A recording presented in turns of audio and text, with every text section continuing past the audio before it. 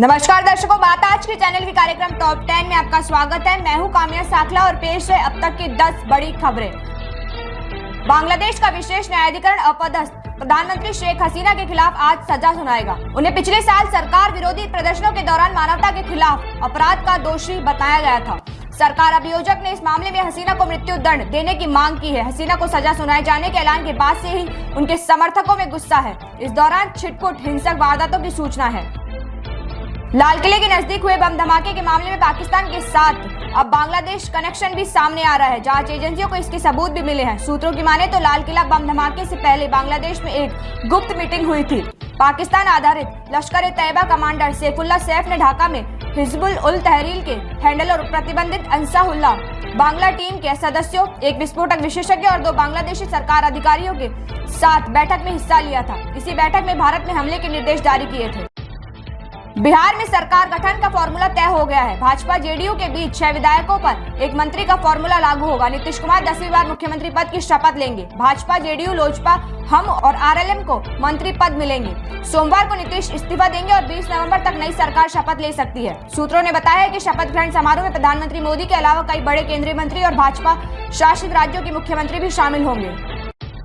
राष्ट्रीय जनता दल की करारी हार के बाद लालू यादव की बेटी रोहिणी आचार्य की पोस्ट के साथ शुरू हुई कलह रविवार को और ज्यादा बढ़ गई। रोहिणी के घर छोड़ने के एक दिन बाद उनकी 3 और बहनें रागिनी, चंदा और राजलक्ष्मी बच्चों के साथ लालू का पटना स्थित घर छोड़कर दिल्ली पहुंच गई। इस बीच रोहिणी ने आरोप लगाया कि मुझे गालियां दी गई। कहा गया कि मैं गंदी हूं, मैंने पिता को गंदी किडनी लगवा दी। कहा गया मैंने करोड़ों रुपए लिए, टिकट लिया, तब गंदी किडनी लगवाई। रोहिणी ने तेजस्वी और उसके करीबी सहयोगियों संजय यादव और रमेश पर मायका छुड़वा देने का आरोप भी लगाया।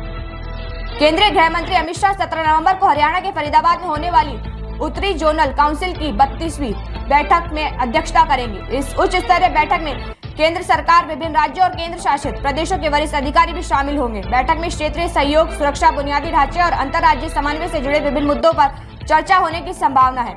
उत्तरी जोनल काउंसिल में हरियाणा, हिमाचल प्रदेश, पंजाब, राजस्थान, दिल्ली, जम्मू कश्मीर और लद्दाख, चंडीगढ़ शामिल हैं। बैठक में आतंकवाद पर भी चर्चा की संभावना है। यूपी सरकार ने अनुदानित मदरसों में बायोमेट्रिक उपस्थिति प्रणाली लागू की है ताकि शिक्षकों और छात्रों की हाजिरी डिजिटल तरीके से मापी जा सके। नए नियम के तहत मदरसों में सीसीटीवी निगरानी भी अनिवार्य की गई है। मदरसा नियमावली 2016 के मानकों पर जांच में पाया गया है कि कई मदरसों में शैक्षणिक और बुनियादी सुविधाओं की कमी है। ऐसे कम मानक मदरसों को नोटिस जारी कर सुधार के निर्देश दिए गए हैं। अब तक 35 से ज्यादा मदरसों को चेतावनी मिली है। मदरसों में हिंदी, अंग्रेजी, विज्ञान, कंप्यूटर जैसे आधुनिक विषयों को पाठ्यक्रम में शामिल करना होगा। कक्षा 1 से 3 में एनसीईआरटी और कक्षा 4 से 8 में एससीईआरटी सिलेबस को अनिवार्य करने की योजना है। मान्यता प्राप्त मदरसों के लिए न्यूनतम आधारभूत ढांचे की शर्त रखी गई है। अवैध मदरसों पर भी कार्रवाई की जा रही है। इसके तहत बिना मान्यता प्राप्त मदरसों को सील किया गया है। सऊदी अरब से एक दिल दहलाने वाला हादसा सामने आया है। मक्का से मदीना जा रहे भारतीय यात्रियों से भरी एक बस रविवार देर रात अचानक आग का गोला बन गई। हादसा इतना भीषण था कि कुछ ही मिनटों में बस पूरी तरह चपेट में आ गई और बाहर निकलने का कोई भी रास्ता नहीं बचा। जानकारी के मुताबिक इस बस में 42 भारतीय नागरिक सवार थे। अधिकारियों ने अब तक मृतकों का आधिकारिक डाटा जारी नहीं किया है।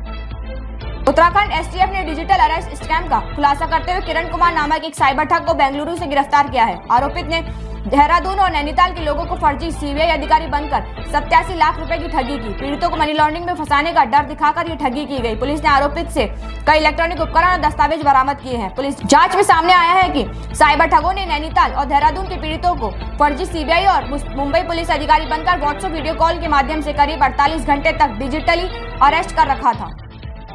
दक्षिण पश्चिमी बंगाल की खाड़ी में बन रहे गहरे दबाव के आज एक सुस्पष्ट निम्न दबाव क्षेत्र में तब्दील होने की आशंका के बीच तमिलनाडु के कई हिस्सों में सुबह से ही भारी बारिश हो रही है। चेन्नई स्थित क्षेत्रीय मौसम केंद्र ने राज्य भर में कई मौसम अलर्ट जारी किए हैं। इसी के साथ पुडुचेरी में भी ऐसी स्थिति है। सरकार ने आज एहतियात के तौर पर सभी शैक्षणिक संस्थानों को बंद करने का निर्देश दिया है।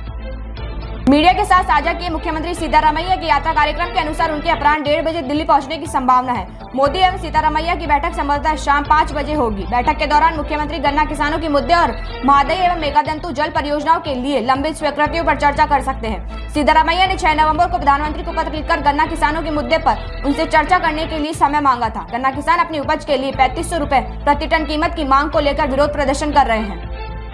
आज के लिए टॉप 10 में इतना ही। कल फिर होगी आपसे मुलाकात। तब तक के लिए दीजिए इजाजत। नमस्कार।